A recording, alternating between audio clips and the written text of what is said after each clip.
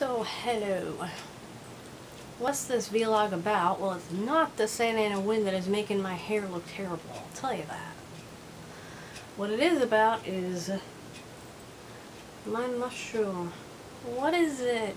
What is it, Cindy? What is the mushroom? What is this mysterious object you're wearing on your chest? It's my drug. Oh yeah, man.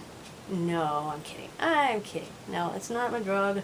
Well, in a way it kind of is, but not quite in the way you think. Okay, this is a chewable stim toy, which, as the name implies, I chew it. You know, I just stick it in my mouth and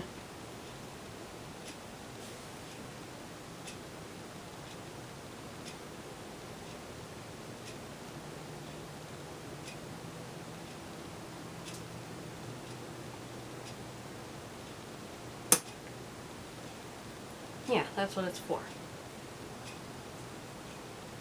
And yes, I do dry it off by wiping it on my lips, because it's my own spit, so it's the same as licking my lips. You know, if that grosses you out, sorry, no offense intended.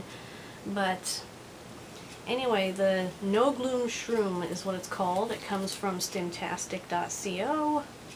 Hopefully the bag is not reflecting a whole bunch of light and you can actually see this. I don't know. But anyway, great website for stim toys made by autistic people for autistic people. And did you hear my stomach? I'm gonna have to go eat some cookies after this. Anyway, you know, the No Gloom Shroom, it's not a small stim toy, it's fairly obvious, and I've got tiny hands, so here's a Sharpie just to make a better comparison for size.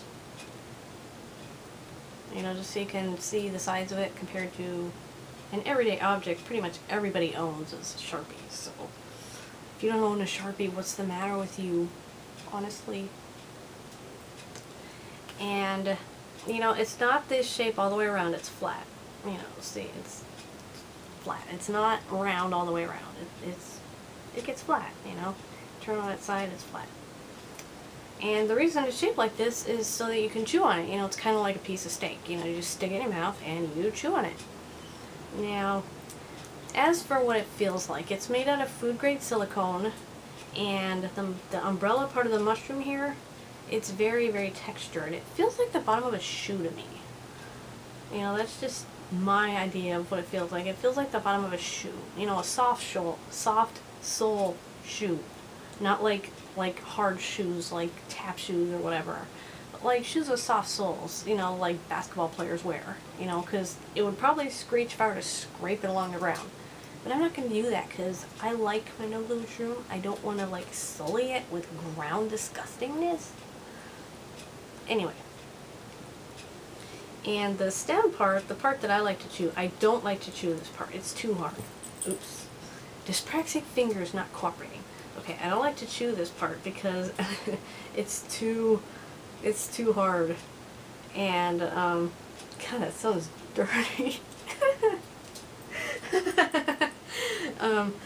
Sorry, I've just been giggling all day.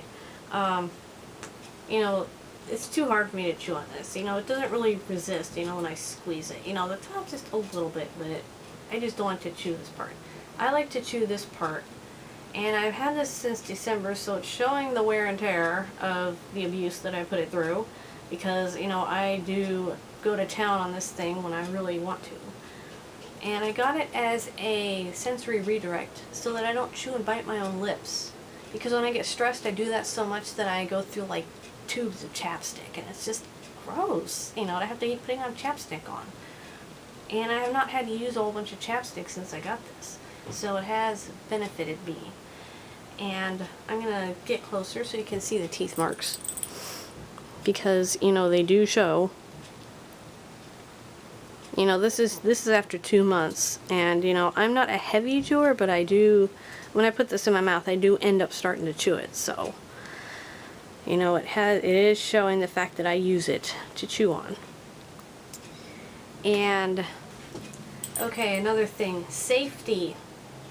Okay, you know, this is something that can easily get caught in something, like if you're in wood shop and it gets stuck in the saw, or you know, it gets stuck in a car door, do not worry, don't panic, because it has a breakaway clasp. So, you know, if you're in danger, if somebody grabs it and they're trying to hurt you, you can just get away.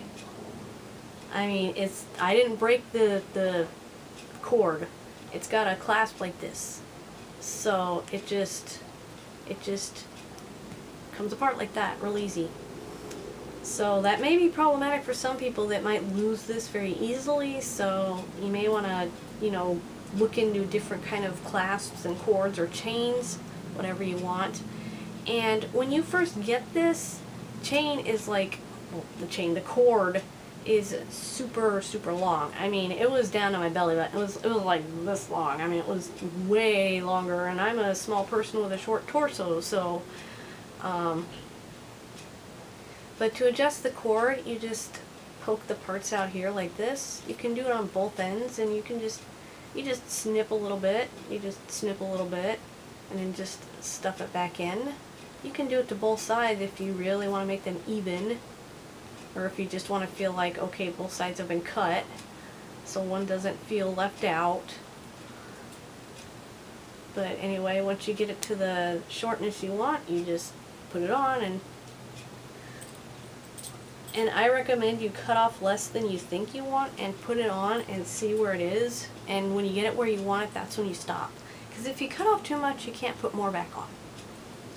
And I wear mine so that my dog tags and my religious paraphernalia here, my cross, my St. Michael, and my Lady of Lourdes, which you can't really see, you know, they kind of hold it away from my shirt a little bit because I have cats, okay? Anybody that has cats knows what happens when cats get around things that like produce static, okay? Static cling. So, you know, you gotta put this in your mouth and all of a sudden you got cat hair in your mouth. My mom is cleaning the bathroom, so if you're banging, that's what that is. I'm not being robbed. But, my trick is before I put this in my mouth, I always go, and that just gets off anything that might be stuck to it, like even a human hair or a cat hair or dog hair or whatever, a chinchilla hair. I don't know what kind of pet you got. Anyway, pets are cool, so, I mean, maybe you got an iguana and it left a scale on it, I don't know, but just blow on it and that cleans it off. So, cleaning, and I'm talking about cleaning like wash it, kill bacteria cleaning. You can swish it around in your dishwater and then rinse it off really good. Really rinse it off good. Don't just swish it under the water and be done. Hold it under the water, turn it over, and make sure you get the whole thing. Even if you don't put this in your mouth, you'll be glad that you rinsed up higher than you think. Because you put this in your mouth and there's a bit of soap residue on there and it's really gross.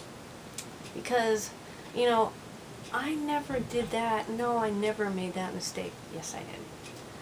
Yes, I did. And the Dawn soap tastes like crap. Okay. And you can also put it in the dishwasher, but you want to take the cord off if you do. And it's real easy. You just undo the knot at the end, take the little clasp thingy off, and just take the string out of the shroom and stick it in the washing machine. You don't use a washing machine for your dishes. Dishwasher. And you just let it go through the cycle. Or you can boil it. And of course take the cord off if you're going to boil it. But when you boil it, you know, boil it for, I don't know how long you boil it for. You have to look at your instructions, because when you get it, it will come with paper instructions. I have them somewhere, but my desk is a mess. You know, a clean desk is a sign of a dirty mind, and my desk is dirty, so my mind is clean. Oh yeah, I'm such a liar. I am such a liar. But if you boil this, don't stick it right in your mouth after you've boiled it, because you will burn everything. You will burn your brain. Okay? This takes on the temperature of the environment. So if it's a really cold morning and I pick it up and put it in my mouth, it will be cold. And if I've left it sitting on something hot, you know, it will be warm to hot. So just be aware of that. When I run it under the sink, sometimes I'll run it under the hot water by accident, and I'll go to put it in my mouth and it'll be really hot. And it's like, so yeah, just be aware that this takes on the temperatures of the environment that it's in. And when you're chewing on it, it kind of warms up and gets a little bit soft in your mouth, and also as your teeth kind of pressurize it and just kind of mold it and shape it, and just because it gets wet because it's in and out of your mouth a lot. Get out of the gutter. You know, it kind of feels like you're chewing on a piece of steak, kind of, or it can kind of feel like you're chewing on a piece of taffy. It doesn't get softer or get sticky. It just kind of stays the same texture. You know, when you first put it in your mouth, it's kind of hard, and then it kind of warms up, and then it kind of softens up, and it just kind of works with your teeth. And it does make some squishy noises sometimes, and if you scrape it on your teeth, it'll squeak a little. I don't like to do that because I don't like that sound, and I don't like how it feels. You know, I just like to just chew on it and wiggle it around in my mouth and suck on it. That's pretty much what I do.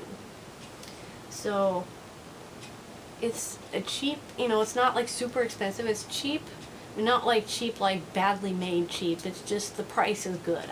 It's single digit price. I don't remember exactly what it was because, you know, numbers never stay retained in my mind very well. So, but I know that it didn't cost a whole lot of money. And it arrived pretty quickly for me, but I'm in the United States, you know, I'm in California, so that may have been a factor. I don't know about international shipping or any of that stuff, but, you know, it wasn't that expensive to get it. And, you know, it comes in a bunch of colors. It's not just black. I just got the black one because, you know, I had headcanon the Doctor from Doctor Who as being autistic, and the 12th Doctor, his current incarnation, look it up to know what I mean. He likes to chew. And he wears it on his wrist like this. You know, he's got one of those keychain coils, and he can just kind of slip it into his sleeve, or he can pull it up, and he can just kind of...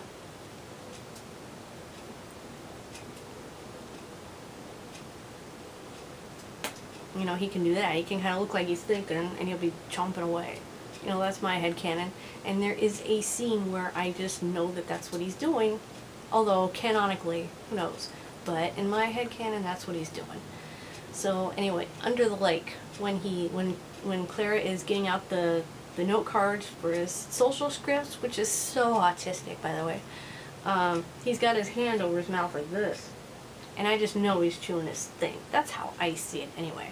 Whatever you want to see is whatever you want to see, but, you know, in my mind, the Doctor is autistic as hell in every incarnation. But, anyway, this is not about Doctor Who, this is about Gloom Shroom. And if you're a chewer, or if you know somebody that's a chewer, you know, this is a pretty good stim toy for that. You know, because, you know, you can chew on this part, but I don't like to. But this is for, if you're like a really brutal chewer, you know, go for this part. You know, go for it. I don't, because that's not me. But, you know, just get one. Even, you know, even if you're not a chewer, just get one and wear it, because it's cool, it's heavy, it's got weight. I mean, so... Anyway, Gloom Shroom, I recommend it. Bye!